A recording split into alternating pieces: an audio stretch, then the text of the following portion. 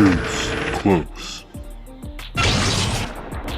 Mastering Madden. I have a great video for you guys today. A few months ago, I showed you how to create stunts in overfronts like 4-3 normal and nickel over G to create really good pressure with only your front 4 or 3 defensive linemen.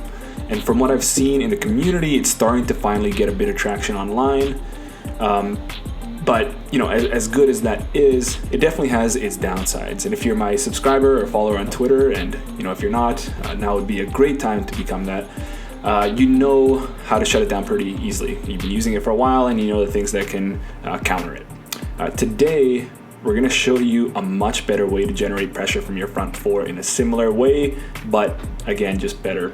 So I'm confident in saying it's really the best pressure out right now, and you know, barring a patch, it can really be your go-to formation for the rest of the year until the next game comes out. But before we go into it, I just want to give you a quick background on the big nickel G, the over front pseudo stunt thing that has been kind of going on right now. So out of big nickel over G or 4-3 normal, both have the same front. If I come into any play here, say bunch, let's get one where they're not blocking here. This combination of having a 3 technique defensive tackle and what is this, 6 or 7 technique? I don't know if NYK is out there, he can correct me here. Essentially, if you're just slanting out or slanting towards the 3 technique, any situation where he slants out, he can loop around that strong side defensive end and come in clean for a nice pressure, and then you can do whatever you want with this guy. You can, you know, what I'll usually do is have him on a spy, and then the 2 things that'll happen, I mean, unless the protection works out in terms of the counter, is either this defensive end gets a speed rush instant win animation, or this defensive tackle loops around him and either comes in clean or kind of rubs off one of the defensive linemen and comes through anyway. So we'll see which one of them will happen now. So we'll go ahead and snap that. Okay, so stunt happens, he comes around and the guard or the tackle there had trouble picking up and you got that instant sack. So that's been really nice. Great way to get stock pressure from your front 4 using this kind of pseudo stunt thing without having to blitz or anything like that. Yeah, so that's been kind of taken off. But like I was saying, if you kind of know what you're doing, first of all, even if you don't know what you're doing, if you happen to have a blocked running back, this is usually going to help you out. So even if the end or the defensive tackle get free here, you see how well that running back kind of picks him up, and from there it's a ratings thing. And even if you know you got a stud defensive tackle or defensive end, he's going to get held up by that halfback a little bit. Or if you don't even want to do that and say leave this running back on his table route or whatever he's on, all you have to do is slide protect your offensive line to the side of the 3 technique. Again, this defensive tackle that's on the outside shoulder of the guard is a 3 technique. So this will cancel out their animation totally, and they'll kind of get this mush rush type of thing. And then from there, it's really just ratings. Actually, it's a mush rush, and not only does your defensive tackle not loop around the defensive end, the defensive end never gets that nice speed rush animation. So it's kind of a lose-lose for you, a win-win for whoever is able to be smart enough to slide protect that. And yeah, so if you come across that, use that. But this is going to really just serve as an introduction to what we want to do here. And when we think about it, why don't we loop both sides of the defensive line?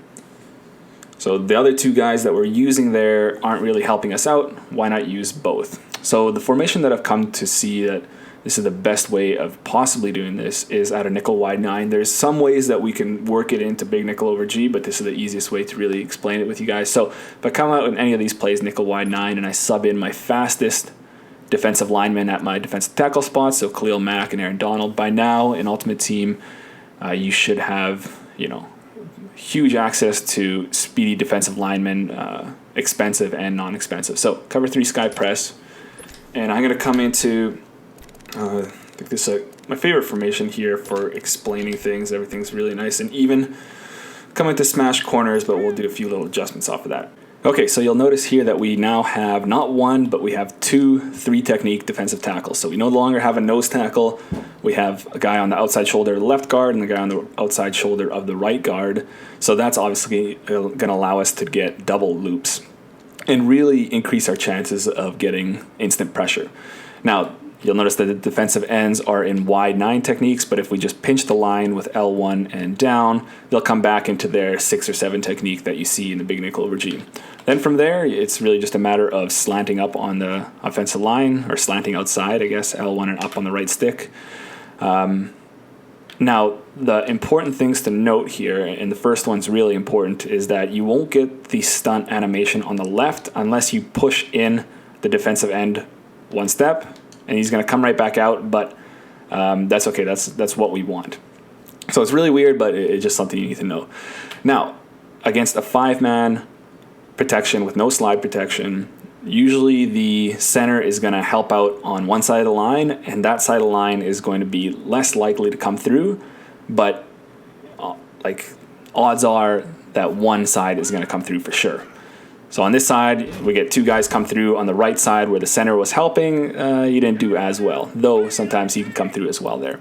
So what you'll find is that maybe 95, 99% of the time, one player is coming through. Sometimes they'll come in 2 guys on one side like you just saw there. Sometimes you'll come in 3 guys, and on the very rare occasion, you might come in 4 guys coming through. So we'll show that one more time with just simple protection, and then we'll show you how this is a really robust way of getting pressure. So again, he kind of gets hung up a little bit on the left, but Khalil Mack ends up coming in, and anyway, Aaron Donald came in before him anyway. So really good stuff. Now, what if we have a situation where we have a blocked running back? So again, 2 guys are coming through. So, the running back can only block one guy. So if he blocks one guy, sometimes he'll block nobody. But if he blocks one guy, the other guy's going to come through anyway. So blocked running back, we will go ahead and show that. So yeah, in this case, you had a loop on the left and then the instant speed rush on the right. Halfback picked up the loop. The instant speed rush came in for that sack. So the blocked running back pretty much is not going to help you. Slide protection is still going to negate the animation from one side. So say if your opponent slide protects to the left, which by the way, just from what I've been seeing, not many people know that the slide protection is going to work against these loops anyway. But, say they do, they slide protect to the left, well, the right is still going to be clean. In that case, it wasn't so clean, but they came in nicely. Same thing, they can slide protect to the right,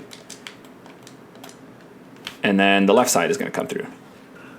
In this case, it was the instant win.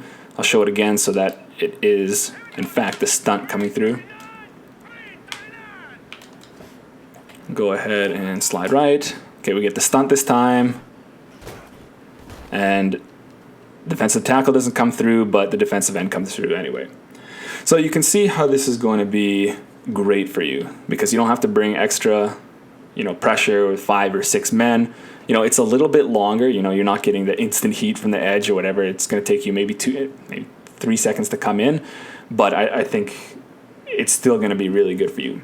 Now, if you want to be really, really sure of yourself, you can still bring that extra blitzer. So in a case where you would think about, like, say, you have a blocked running back and slide protection. So we're negating the left side's animation, and then we're helping out on the right side with the halfback. Sorry. This is going to do the best job at... I'm going to have to reset that because I moved the defensive tackle. Okay, so... yeah, so if they slide protect to one side and then leave the halfback on the other side, that's going to do the best job. So halfback on the left. So on the left, you got negated, and on the right, they got negated just by sheer numbers. So if you start to see that, and this is something you're going to want to keep an eye on as a user, see how your defensive line is doing. Are they stunting well? Like, just take a quick second to see how their animations work out. But what we can do is bring one of these linebackers in. So we would blitz one of the inside linebackers on the running back side. So now if you are blocking that running back and you're sliding to the left side to negate it, well, now you have a 2-on-1 on the right side that the running back isn't going to be able to deal with. So right here. So if you want to be really, really sure about yourself and just make the most amazing, unstoppable blitz, you could even blitz this running back most times, even if they're not blocking the running back, just to be super, super sure. There's just nothing that's ever going to be able to happen there. So 3 guys came through in that case. So really, really nice stuff. There's obviously some downsides to it. So, with the big nickel over G, the way I would run it and the way most people run it is that you have a stunt on one side and then you have a spy on one of the other defensive tackles. So then if your rush doesn't come through and then your opponent scrambles, well, you have one of your speedy defensive linemen tracking him down. Now, you can still definitely do that with this look. You can mix that up. But just note that if you're trying to get loops on both sides, you might be a little bit vulnerable to the scramble. Although, if the loop comes free anyway, they'll be able to chase down a scrambling quarterback. So it's not a huge issue, but it's something to keep in mind. But at least you have that option now. Other things, obviously, with this double 3 technique, no nose tackle with slanting out, our run fits are going to be all sorts of messed up. So as you can see here, we have 2 A gap players and a B gap player in the secondary here. So this safety here is actually in the A gap in terms of his run fit responsibility.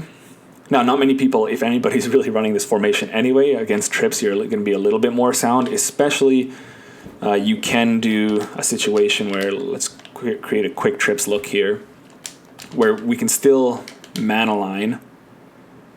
That time didn't do it because I was moving around with Barry, but I showed you a video, it was in my last video, how you can man align nickel fronts, and you can have essentially, it would look something like this. So now you'd be a little bit more sound in terms of your run fit. So that's just something to look into. It's not going to be the best run defense, obviously, unless you figure out how to shoot the gaps on that, and I'm sure there's a nice way that you can do that.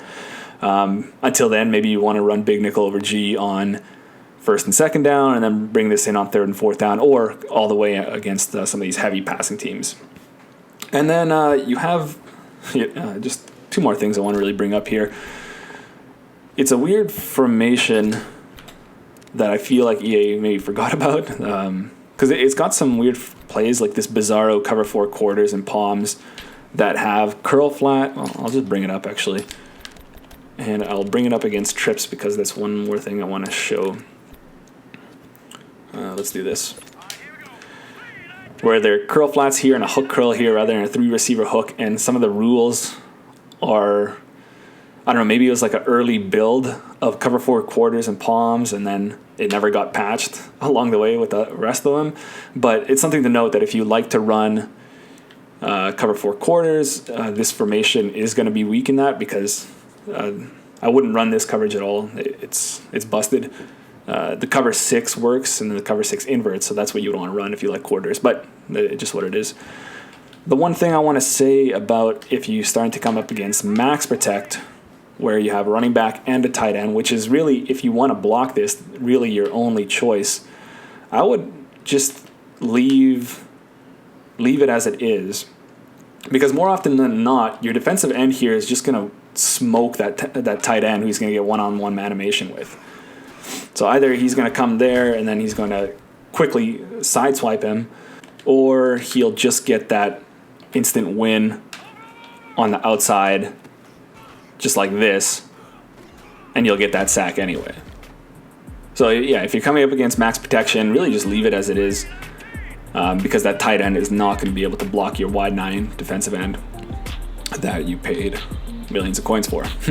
Okay, yeah, so it's really just that. It's really just a matter of pinch your defensive line, crash them out, move this left side defensive in a little bit, and then you're going to get double loops, and you're going to get, at the very, very least, 1 guy coming clean, most times 2, sometimes 3, and your defense is going to be a lot better because of it. Okay, I hope you guys like that. Definitely stay subscribed because there's going to be more great tips like this coming out in the rest of Madden 19 and going forward with that. Okay, we'll see you guys in the next one.